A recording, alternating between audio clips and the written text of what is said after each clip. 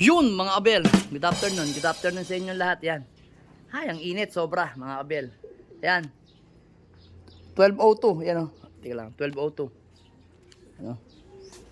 12:02, yan. Salamat nga pala kay Sir Ronald Gonzales sa binigay niya sa ating patoka yan. Flyer mix yan, kasi wala ngayong available na breeder mix eh. Kaya ito lang yung ano, ito yung naibigay sa atin. Kaya kahit paano, salamat tayo kay Sir Ronald Gonzales yan. Ongoing pa rin po yung ano, mga abel, ongoing pa po rin yung ano, tanggapan sa Kalapatids OLR. Alam ko, kung di ako nagkakamali, hanggang June 28 na lang po yung pasahan sa Kalapatids OLR yan. Nakapagpasa na rin po tayo nung Sunday, mga abel. 2 birds. So, ngayong araw na to is Tuesday. Papakita ko lang kung anong ginagawa ng mga ibon ko, mga abel. Para makita ninyo, yan. Kasalukuyan tinubuan ang loop natin ng malunggay. Aray mo. Ayan, tinubuan ng malunggay, mga abel, oh. Ayan. Nasa ano sila ngayon? Kasalukuyan nasa kagubatan sila. Kagubatan ng malunggay. Tapos ang kanilang painom is yung ating probiotic. Ayan. Ayan, kasalukuyan naggagala yung ibon natin dito. Ayan. Sobrang init. Ayan. Katatapos lang nilang mag-ranging tapos kumain, mga abel. Yan. Mga ibon natin. Hahayaan ko lang mamaya pag uwi ko.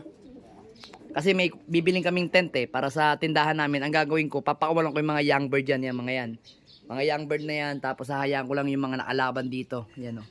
So yung ibon nga natin dito is nasa 25 pieces, mga abel. Yan. Hindi pa kasama yung 5 na yun nandun. 5. Tapos may 5 tayo dito. Yan. Ito mga abel. 5. 30. Tapos 2. 32. Tapos 2. 34. Tapos 1. 35. Tapos 2 dito. Yan. 37 ang mga ibon natin, mga abel. Tapos may egg ulito. 2. Tapos yun, 2 rin. Pero pinag-iisipan ko kung gagawin ko ng stock bird. Yung 2 itlog nito at saka 2 itlog nito. Itlog. 2 itlog nito, yan. Medyo na ano tayo. At lumalabas sa ngipin natin yung S. Yan. Kasi bungal tayo ngayon. Bungal sa baba. Yan. Mga abelo. So yun. Halos nasa 37 birds ang mga ibon natin dito kung saaling mailagay natin dito yung mga ibon natin. Then sana maging maganda pa yung ano natin performance sa paparating na second lap young bird ng BBC. So ngayon, mga abel, update ko ayo kay 30 pa kay 65. Ito si 65 dumating. Dumating niya ng Monday. Mga 6:30 siguro dumating ng umaga. Kaya pala yung mga ibon ko parang ano anong tawag dito?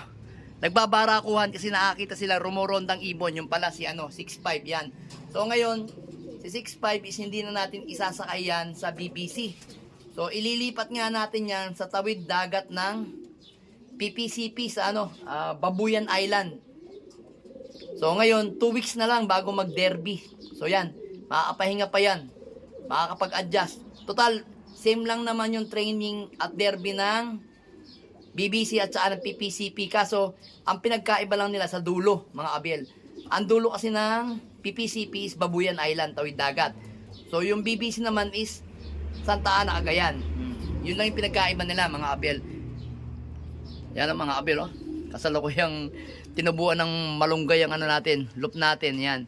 So, itong si Pula at saka si Miss Rigor, naghahabulan. Eh, hindi pa naman mangingitlog yan. Eh, ngayon, ang ginagawa ko sa kanila, hindi ako naglalagay ng pugad doon sa taas. Kasi nga, ang nangyayari, pag naglalagay ako ng pugad, para napapansin ko, mas bumababa yung kondisyon ng ibon. Mas okay pa rin na walang pugad dito sa loop natin. Saan na lang natin gagawin yan pagka mga bandang last 2 laps, last lap yan. So yung ibang ibon natin dito na panlaban na mga BBC is panay barako. Ang pinaka hen lang natin panlaban is yan, si Miss Rigor. Yung kapatid ng second clutch ayun, si Mr. Rigor, Rigor 2. Ayan, kasalukuyan nag-harvest sila ng malunggay. Ayan. Pinutol ko kasi yung malunggay ko sa likod. Eh, kailangan ng pakainin sila. Pero dapat, bukas pa yung malunggay ko, no choice, kailangan kong bigay. Total herbal naman yan, tapos naka-probiotic tayo. Oh. Ito yung gawa ni Tagaytay Loop na probiotic. Yan. Yan yung probiotic natin, Napakainam, napakaganda mga kabel yan, Probiotic ni Tagaytay Loop. Yan. Ganyan lang yung natin. Pag-harvest natin sa mga malunggay natin, yan. Kasi mga abel, maganda yan. Maganda yung malunggay sa mga ibon natin kasi yan, maganda yung mga vitamins niyan para sa kanila. Lalo ngayon, kainitang tapat ng kainitang summer ngayon, kaya kailangan hindi tayo magamot sa mga ibon natin. Tapos more on lang tayo, herbal at saka plain water. So ngayon kailangan ko lang mag-probiotic dahil nga Tuesday ngayon. Kasi kahapon, nag-cleansing tayo. So, pinatay natin yung bad bacteria. Ngayong Tuesday naman, bubuhayin natin ng good bacteria ng mga ibon natin. Kaya kailangan palakasin natin lalo ang ibon natin ngayon. Dahil nga, sobrang init. Kailangan malalakas yung baga ng ibon natin. Kasalukuyan kasi ngayon nangyayari sa mga ibang panser ngayon. Maraming nahihit stroke o namamatay ng mga ibon dahil sa sobrang init. Yan. Kasi may hina yung baga nila.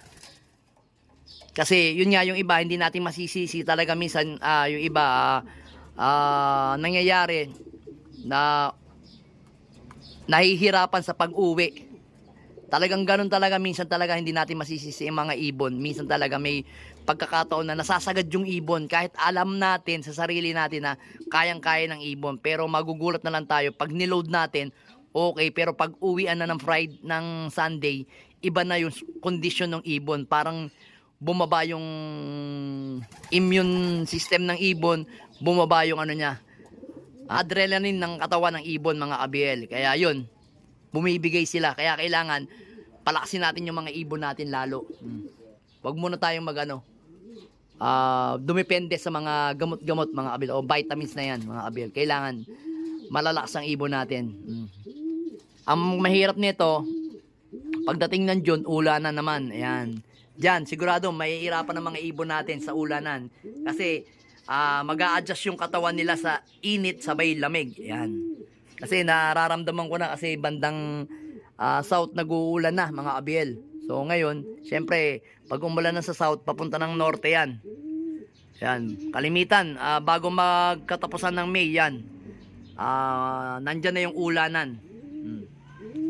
Lalo sa amin sa Tagaytay, nag-uulan na yan pagka mga parte ng last 2 weeks ng May. Yan, sigurado umuulan na yun dun.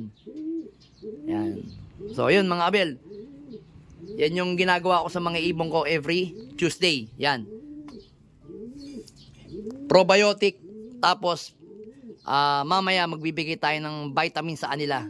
So yung binibigay kong vitamin sa kanila is more on amino acid. Yan. Tapos nagbigay din tayo sa kanila ng golden powder. I-mix natin sa patoka, mga abel. Yun lang binibigay ko. Wala na akong binibigay yan. Kasi mas napansin ko yung ibon ko, mas gusto ng ibon ko yung hindi sila ino-oral. Kumbaga, more on feeds at saka sa tubig lang ang binibigay natin. Yun ang napansin ko, na-obserbahan ko sa mga ibon ko. Yan. Yan yung conditioning natin ng Tuesday. Alright. Let's go!